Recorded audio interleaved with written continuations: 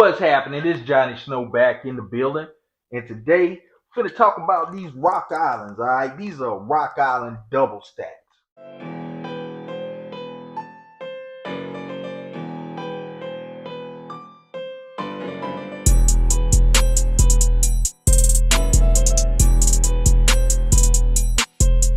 Here we have the Rock Island 1911 A2 TAC Ultra HC 45 ACP.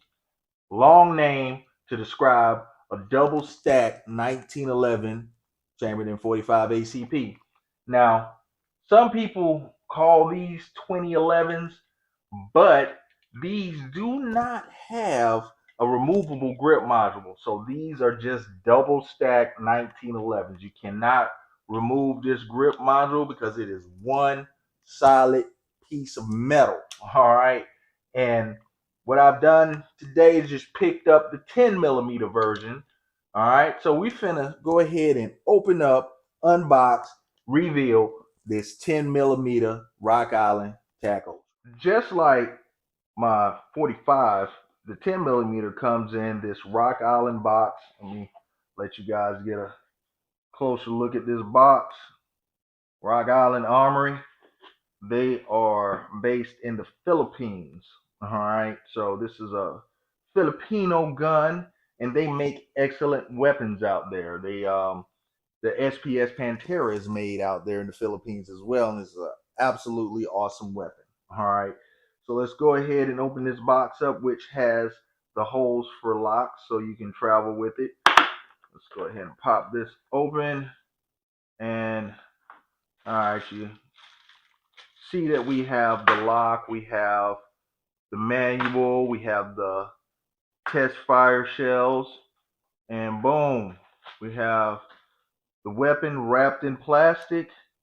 One magazine comes with these weapons, just one magazine. So let me set this to the side, take this out, and stick this box to the side as well. All right, so they have it wrapped in plastic. Let's go ahead and take it out of this plastic. And she is greasy. They got a greasy. All right, let's see what this is. All right, we got to read the manual before we do anything with it. All right, so let's go ahead and start doing stuff with it anyway. All right, so here we go. The Rock Island TAC Ultra. Oh, she is stiff as well. Very, very stiff. So there you can see she is also empty. This is the 10mm version, which is just like the 45, except for we have a threaded barrel right here. So I guess I'm gonna have to buy a muzzle device or a compensator or something to put on this thing just to see what it looks like with one on it. All right. And yeah, it is very stiff. Very, very, very stiff. But it is just like my 45 when I first bought it. It was stiff as hell. And let's see. Hold on. She is empty. Oh, here we go. She is nowhere near as stiff as the 10mm. All right, so let's see. Lock her back. Boom. No problem. This one, lock her back. There we go. Yeah, it's going to take a few firing, a few hundred rounds before all that stiffness comes out. And I know you can see all that oil on it. Now, these are very weighty guns. These are heavy. And they're about as heavy as the Canic Rival S. And the Echelon over there is super light. I mean, it's feather light compared to these things. And I will say this 45 has never given me any issues.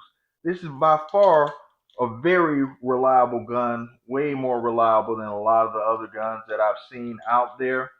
And as far as being in that 2011 class, I would say that these are an economical way to get into that game, just so you can see if 1911, high capacity 1911 is something that you like, because these run right at the between, I'd say, around 800 to 1,000. And this one was a little over, a little under 9.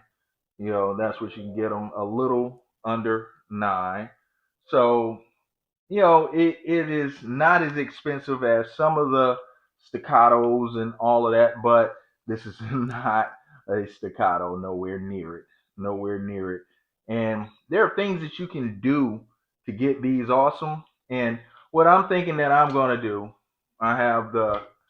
we have the 10 millimeter, we have the 45, and I think I'm gonna go ahead and get the 40 and the 9, so that way I have the whole lineup.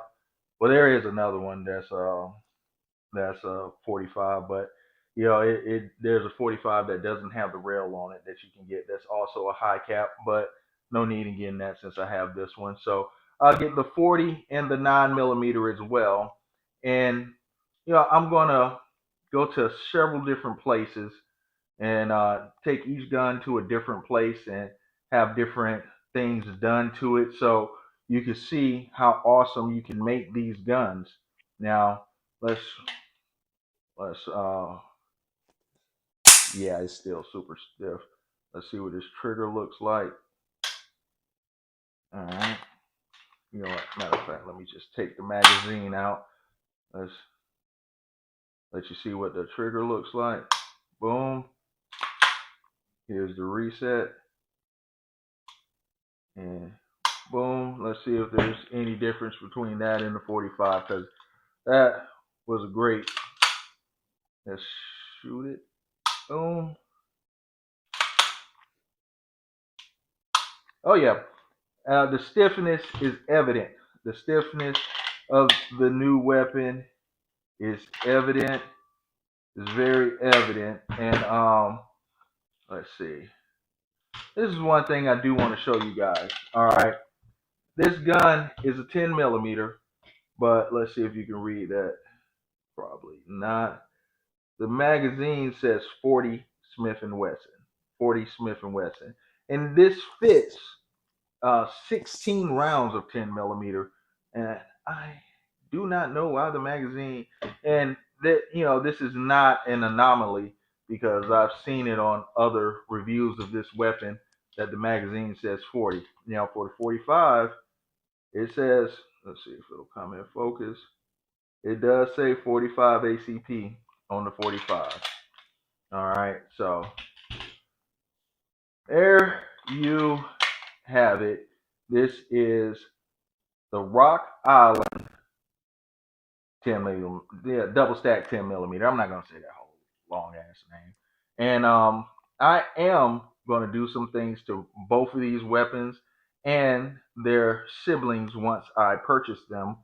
We're gonna do something to all 4 of them, and I'm gonna do something a little bit different to each one, and we'll see which one turns out the best. All right, go ahead and have a whole collection of Rock Islands up in here. And also, I'll go ahead and probably get an actual 2011 as well. That way we can showcase the differences between the two. I think that's something that I should go ahead and do, since I have a couple of these. I'll go ahead and get an actual 2011 as well. So if you have not subscribed to this channel, make sure you hit that like and subscribe so you can follow the journey that I'm going to take these weapons on. And make sure you hit them notifications so you get notified every time I drop a video. Johnny Snow up out of here.